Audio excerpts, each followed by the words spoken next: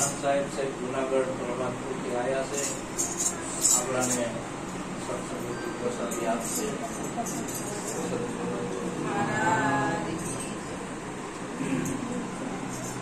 સદગુરુદેવની જય.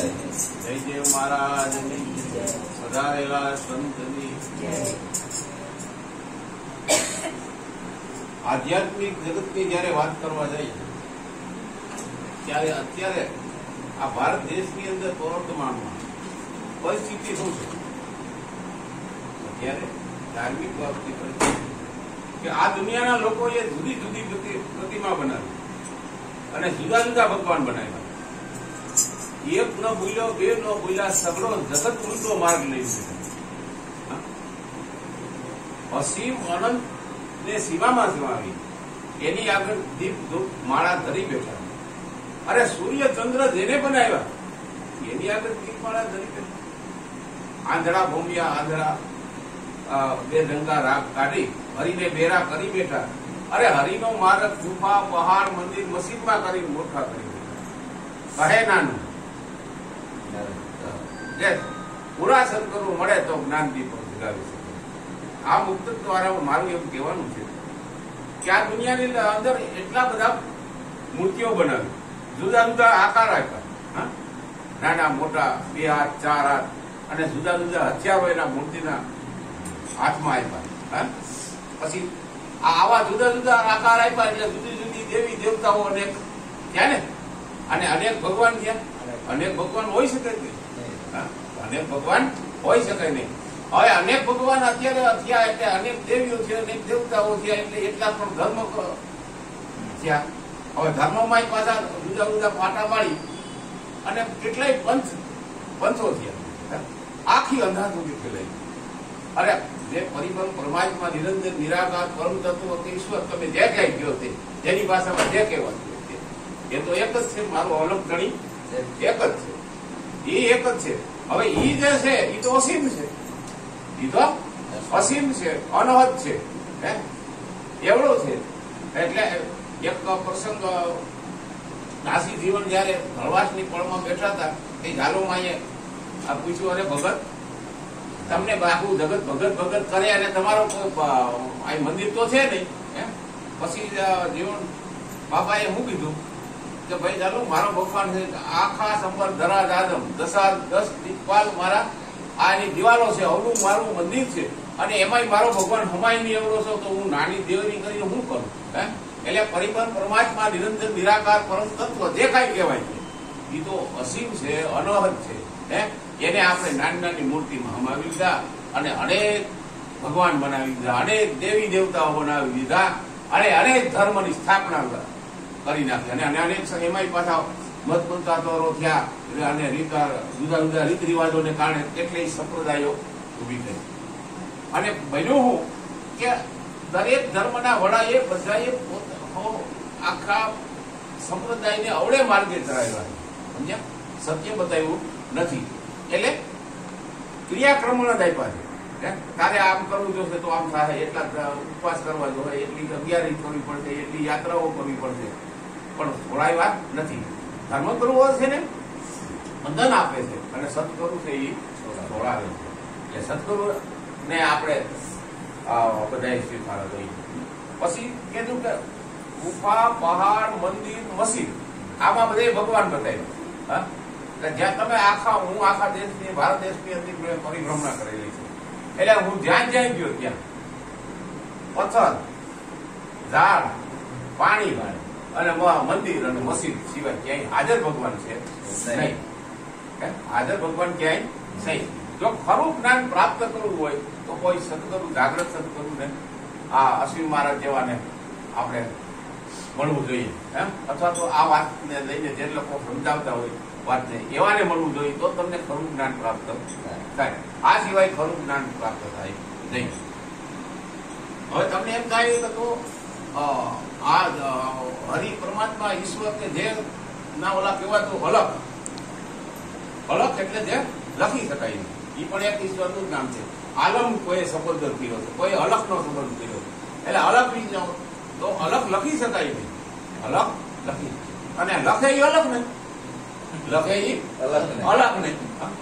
તો હવે અમે આવી રીતે એક વખત સત્સંગ મારો હું વાત કરતો હતો ત્યાં એમાંથી આમ તમે બેઠા લોકો એમાંથી મને એક સત્સંગી એક પ્રશ્ન કર્યો નાની બાપા, તમે એમ કહો છો કે અલગ લખાય નહીં, અલગ લખાય નહીં અને લખે ઈ અલગ નહીં, એટલે બે બાજુ નહીં વગાડો.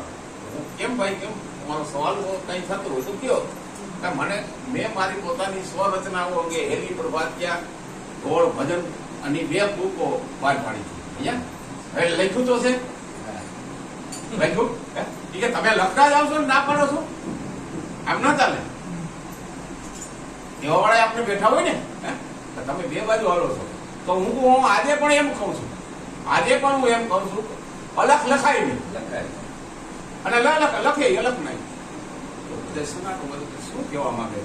તો હવે તમે મને પ્રશ્ન કરો કેમ નથી થતો? તો કહ્યું છે હું એમ કહ્યું ને, તો તમે શું કહ્યું ગણુભાઈ? એમ કેવું છે ને? એટલે એમને કીધું ભાઈ મેં જે લખાઈ લખ્યું છે એ અક્ષરો લખ્યા, અક્ષરો નહીં કે અલગ ને અક્ષર લખ્યા નહીં.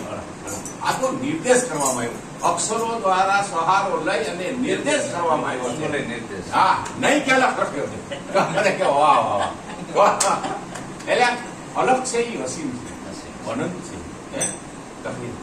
હવે આ અલગ ને જાણવા માટે કોઈ ચાલાકી ચતુરાઈ ના આવે, આ કોઈ ચાલાકી ચતુરાઈ થી હાલે નહીં.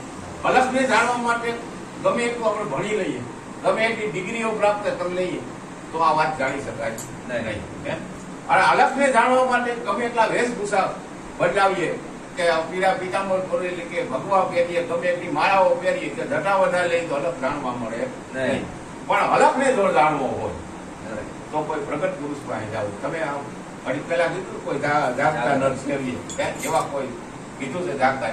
એને એમાં શું એક પાખી આવે કે પૃથ્વી વિના કોઈ માનવો વણવાય તે દીવો, જે ગોર મોવા પર જવું ઘર જીવા જવું. હવે આપણે જ્યાંથી જન્મ આ બાળક ત્યાંથી પૃથ્વી ઉપર આપણે હાલવા ડગલા મહિને આ સ્થળે જવું હોય તો તમે પૃથ્વી નથી ત્યાં જવાનું છે. એવા દેશની અંદર તમારે પગ માંડતા માંડતા ત્યાં પૃથ્વી વિના પગ માંડવો વણવાય તે દીવો, જ્યાં કોઈ દિવેલ નથી, કોઈ વાટ નથી, બરફ નથી, ત્યાં જ્યોત પ્રગટે એ જ્ઞાન પ્રાપ્ત કરવાનું છે. વણવાય તે દીવો જે ઘર મોવા પછી જવું એટલે તમે જે મૃત્યુ તમારું થવાનું છે, આ દેશ તમે છોડી જાઓ, જે ઘરે તમે જવાના છો એ ઘર તમે આજે તમારી હયાતીની હાજરીમાં જાણવું હોય તો કોઈ જાગૃત પુરુષ નથી. એટલે આવા પુરુષને કીધું. એટલે માનવી છે ને પોતાની સ્વની ઓળખાણ કરવાની છે, બાકી ફરવાથી જગતમાં ક્યાંય ઓળખાણ છે એ હરી તું માનવ તું માની લે, માનવી હરી નથી તારા ઘટની અંદર છે. એટલે તારા નિજ નામને, નિજ સ્વરૂપને, જી નામને અથવા જે કાંઈ જુદી જુદી સંપ્રદાયમાં જે કાંઈ કહેવાતું હોય એને જાણવો હોય તો તારા ઘટ ભીતરને તું જાણી લે. સમજ્યા? ડાકોર, દ્વારકા, પંઢરપુર નથી જોયા મેં કોઈ પથ્થર, હું ફર્યો મેં નથી જોયા કોઈ પથ્થર. ગંગા, જમુના ને સરસ્વતી કોઈ પાણીમાં પવિત્ર નથી કેવા નાવ્યથી આપણે પવિત્ર થવાય. હા જરૂર શરીરનો મેલ નીકળે ખરો તો પછી બધા પાપ કરી પવિત્ર માં નાય આવે નહીં, નાય આવે કે ના આવે? ગમે એટલી યાત્રા કરો તો એમાં ક્યાં હું હોય પથ્થર, પાણી, ઝાડ એ સિવાય કાંઈ હોય છે અને યાત્રા કરવાથી કોઈ પરમાત્મા પ્રાપ્ત થવાના નથી. તારા ભીતરના દ્વાર જો ખોલ લે, કહે નાનું કે તારા ભીતરના દ્વાર ખોલ લે તો તને તારા આત્મરામની ખબર પડે અને કોઈ જાગૃત પુરુષની ખબર પડે. હવે આપણે ગુરુ પાસે ગયા આ જાણવા માટે, આપણે જાણી લીધું એટલે આપણા જે સમાજમાં આપણે હોઈએ અથવા આપણા અડોશી પડોશી હોય ને પણ એ બધા એમ કે આ ભાઈ સમજીને આવ્યા છે, રાજી સમજીને આવ્યા છે, દુઃખી સમજીને આવ્યા, જે ભાષામાં જે કહેવાતું હોય તે. એટલે આપણે એમને પૂછીએ ભાઈ તમને આજે ગઈ રાત્રે ગુરુ મહારાજે શું કહ્યું? ઓલું કઈ કહી શકે નહીં, કઈ કહી શકે નહીં, કહેવા જાય પણ કહેવાય નહીં. તો પેલા ત્યાં આ બધા સમજી આવે છે એ કોઈને કહેતા નથી, કોઈને કઈ કહેતા નથી. તો આપણી આ ભક્તિ લાઈન આપણે લીધી, આધ્યાત્મિક લીધી એમ ઓપોઝિટ સાઈડ હોય ને આ માણસો આપણી ટીકા કરતા હોય ને એવા 5 માણસોની ચોપડી એમ નક્કી કર્યું હે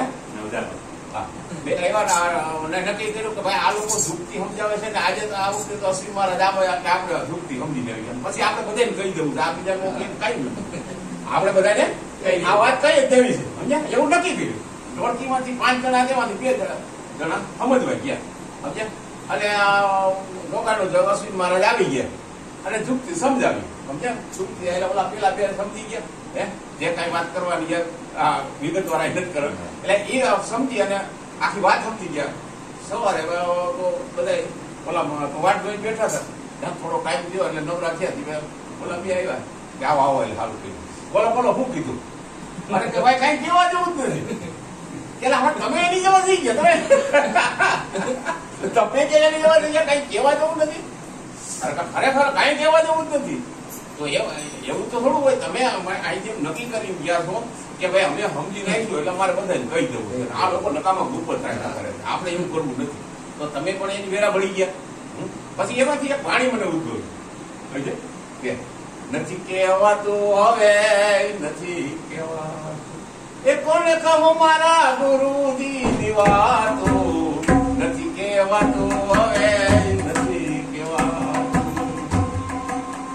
શું કરાવો તે સમજી જાવે શું કરાવો તે સમજી જાવે એ ડુગરાને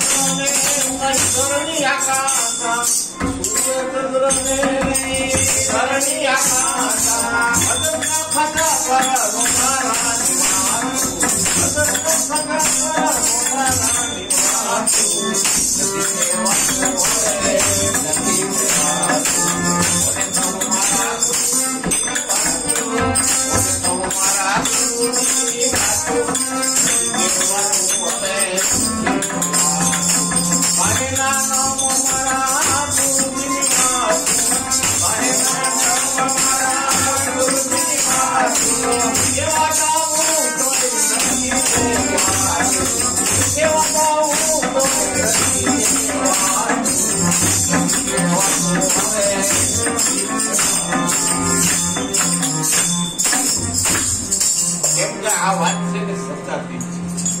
શબ્દાતીત 52 ભારી. આપણે જન્મમાં કે મૃત્યુ સુધી જે બોલશું શબ્દ એ શબ્દ બોલાવે.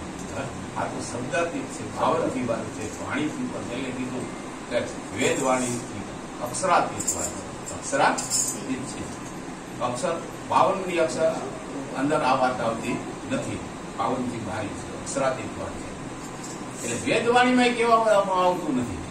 સમજ્યા? વેદવાણીમાં નિર્દેશ કરવામાં આવે છે, નિર્દેશ કરવામાં આવે છે. બાકી ખબર પડે નહીં, અનુભવ કરવો પડે. એનો અનુભવ કરવો પડે. સાકરનો ટુકડો અહીં પીડ્યો હોય તો હું એમ કહું આ ભીડ્યો છે તો તમે માની લેવાનું, ખબર નથી. પણ ખરેખર ખાતરી કરવી હોય તો તમારે પછી આપવું પડે. એટલે આવી વાત આ છે. કેમ કેવી અનુભવ સિવાય આ વાત. અને આ વાત જેને પડી ને એને ભીતરમાં ભાત પડી જાય, ભીતરમાં ભાત પડી જાય. એની રેણી કેની બાપુ બદલી જાય. આજે દીકરી કુંવારીના કન્યા હોય, દીકરી હોય અને બીજા દિવસે પરણી સાસરે જાય તો આખું એનું સ્વરૂપ બદલી જાય છે, આખી દુનિયા બદલી જાય છે કે નહીં? એમ આપણે સદગુરુના બાદ ગુરુ પાસે જઈ અને આ વાતને ગ્રહણ કરીએ તો સવારે આપણી ભૂમિકા વીતી હોય છે ને એ કેમ બન્યું? તો એક ગોળિયા કરી કહ્યું, શબ્દની સાથે સુલતાના સગ પણ ગીતા, શબ્દની સાથે સુલતાના સગ ગીતા, શબ્દની સાથે સુલતાના સગ પણ ગીતા, શબ્દની સાથે સુલતાના સગ પણ ગીતા, સંતો તેડાવી સુલતાના લગની નાની સીતા, સંતો તેડાવી સુલતાના લગની સીતા, સંતો તેડાવી સુલતાના લગની નાની સીતા, સંતો તેડાવી સુલતાના લગની નાની સીતા, ચાર ચાર દુગરી તોડી વિસરાવી, ચાર ચાર દુગરી તોડી વિસરાવી, ચાર ચાર દુગરી તોડી વિસરાવી, ચાર ચાર દુગરી તોડી વિસરાવી, અનામા દુતે સુલતાને લીધા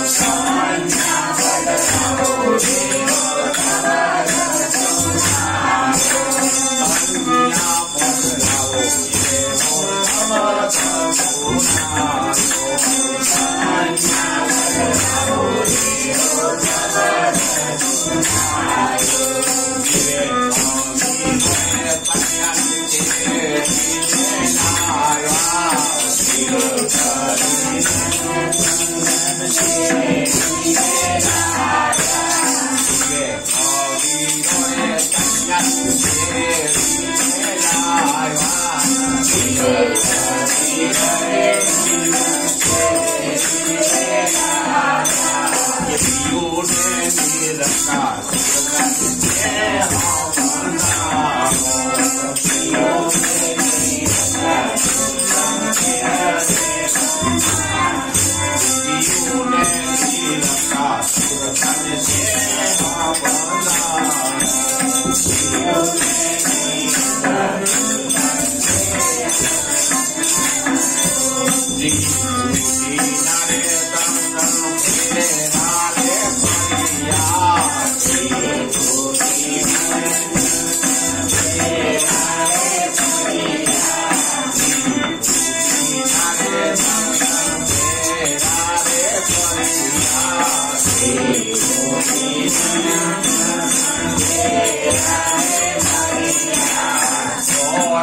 ઘેર રે, તારે હવે નાથી મળી